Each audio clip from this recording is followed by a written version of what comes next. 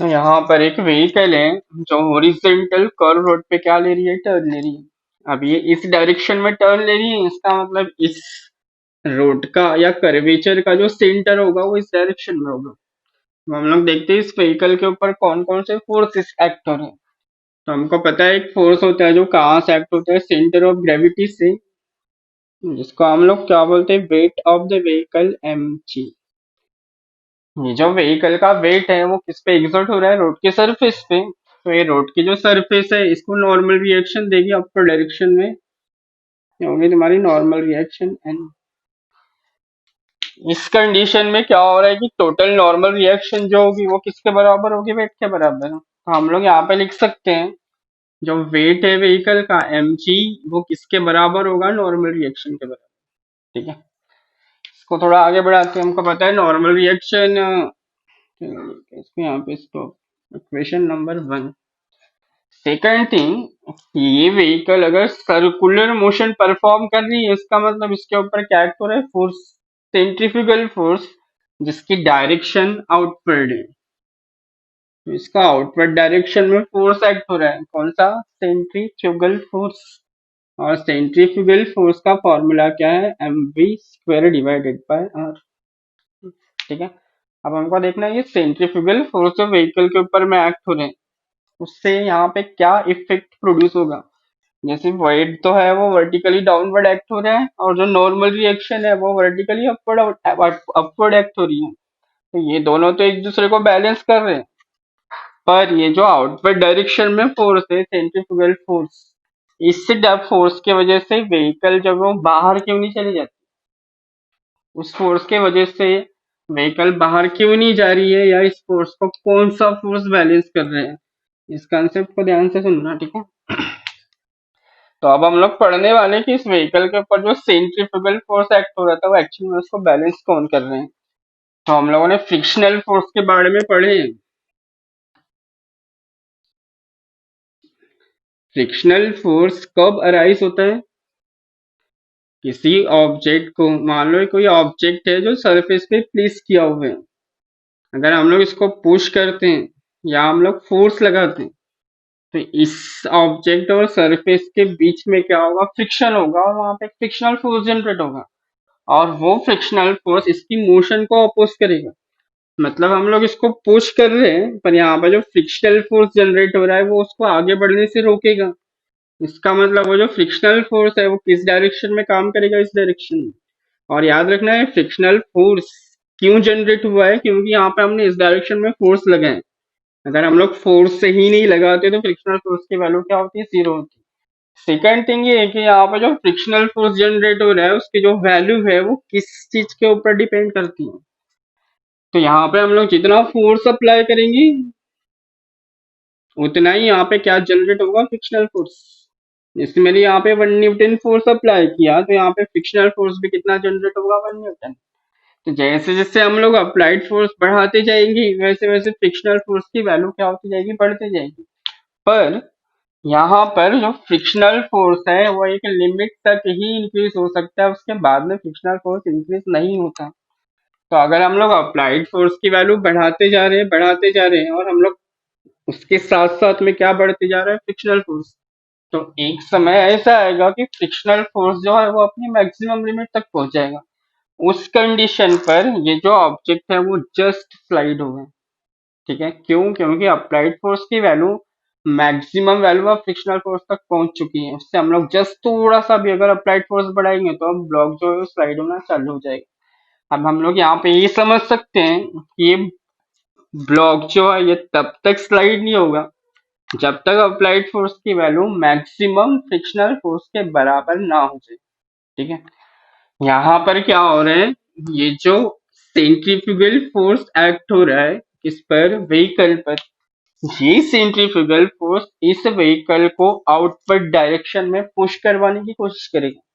अगर ये centrifugal force outward direction में पुश करवाने की कोशिश करेगा तो ये व्हीकल जब स्लाइड होना चाहेगी, जब ये व्हीकल यहाँ से स्कीड होना चाहेगी, तो ये जो रोड है और टायर इनके बीच में क्या होगा, फ्रिक्शन होगा। और वो फ्रिक्शनल फोर्स इस व्हीकल को बाहर की तरफ स्पीड होने से रोकेगा। मतलब यहाँ पे जो फ्रिक्शनल फोर्स जनरेट हो रहा है, इस फ्रिक्शनल फोर्स की डायरेक्शन किधर रहेगी, इनवर्ट। तो यहाँ पे और एक फोर्स काम कर रहे हैं, जिसको हम लोग कौन सा फोर्स बोलेंगे, फ्रिक्शनल फोर्स।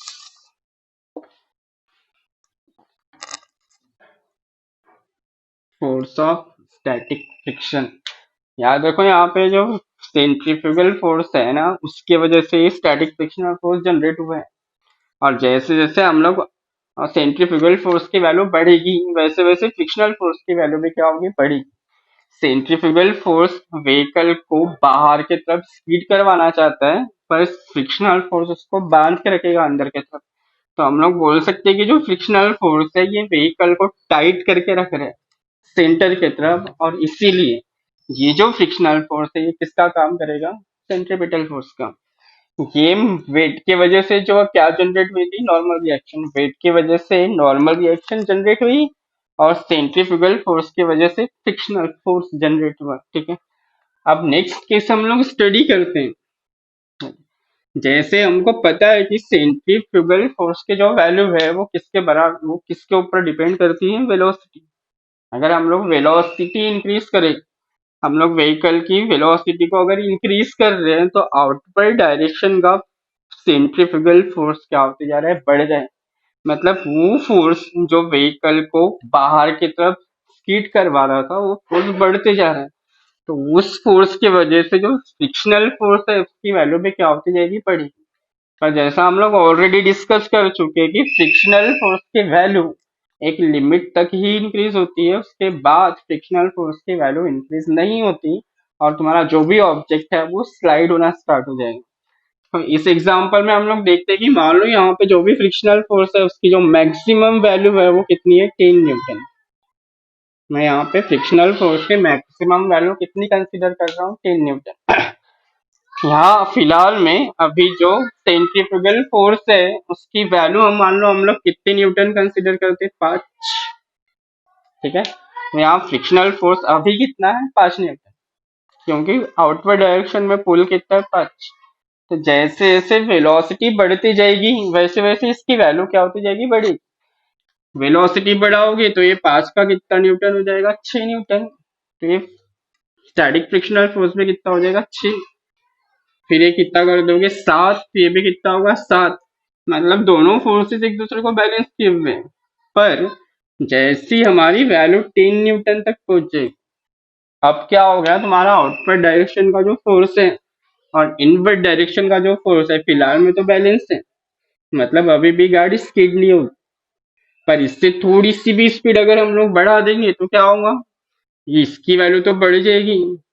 पर फ्रिक्शनल फोर्स अपने मैक्सिमम लिमिट तक पहुंच गया था, इसकी वैल्यू तो अब नहीं बढ़ेगी, इसकी वैल्यू 10 की 10 ही रहेगी। मतलब अब रिजल्टेंट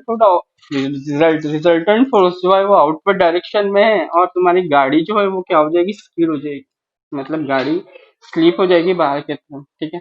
इसलिए हम लोग बोलते हैं कि हॉरिजॉन्टल कर्व रोड में जब कोई कार मूव हो रही है तो उसकी एक स्पीड लिमिट होती है। अगर हम लोग वो स्पीड लिमिट को एग्जिट करेंगे तो ये जो हमारी व्हीकल है वो आउटवर्ड डायरेक्शन में स्पीड हो जाएगी या स्लीप हो जाएगी। तो हमको नेक्स्ट इसी मैक्सिमम स्पीड का एक्सप्रेशन निकालना है, जिस मैक्सिमम स्पीड से हम लोग सेफली टर्न ले सकते हैं। तो हम उसका एक्सप्रेशन निकालते हैं।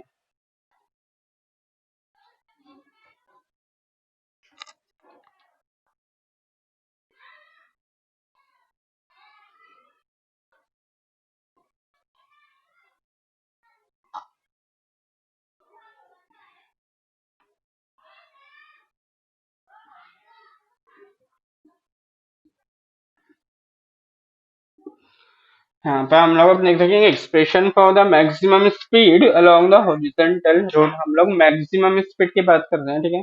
तो ये वो कंडीशन है जब फ्रिक्शनल फोर्स अपने मैक्सिमम लिमिट तक पहुंच गया होगा। तो हमको पहला पता है कि जो वेट है इसको कौन बैलेंस कर रहा है, नॉर्मल रिएक्शन।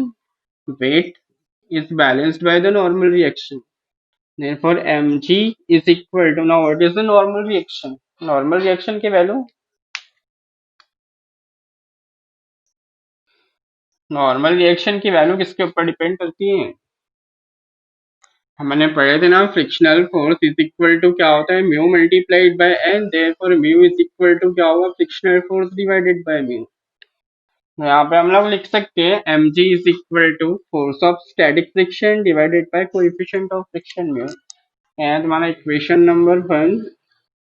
नेक्स्ट कंडीशन पे क्या है कि सेंट्रीफ्यूगल फोर्स को किसने बैलेंस किया है, फोर्स ऑफ स्टैटिक फ्रिक्शन ने। Therefore we can write mv square divided by r।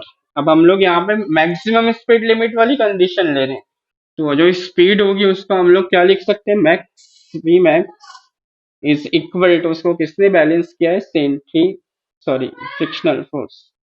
अब हमारे पास दो इक्वेशंस हैं, हमको एक्सप्रेशन निकालना है मैक्सिमम वेलोसिटी का।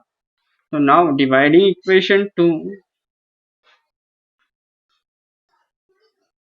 बाय इक्वेशन 1, अगर हम लोग डिवाइड करेंगे तो क्या हो जाएगा, M V max square divided by R divided by M G is equal to F S divided by mu. M M cancel, F S cancel, फिर क्या होगा, V max square is equal to R G multiplied by mu. Therefore Vmax is equal to क्या होगा, square root of mu R. तो ये जो expression है वो मैक्सिमम सेफ्टी स्पीड का एक्सप्रेशन है, जिस स्पीड से हम लोग हॉरिजॉन्टल कर्व रोड में सेफ तरीके से या सेफली टर्न ले सकते हैं।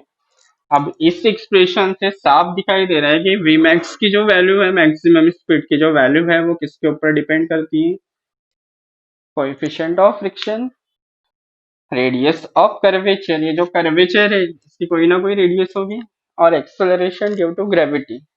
अब यहाँ पे एक बार अगर रोड बनकर तैयार हो गया तो हम लोग रेडियस तो चेंज नहीं कर सकते, एक्सेलरेशन ड्यू टू ग्रेविटी इसकी वैल्यू भी हम लोग चेंज नहीं कर सकते। Therefore we can say that the Vmax is directly proportional to square root of coefficient of friction.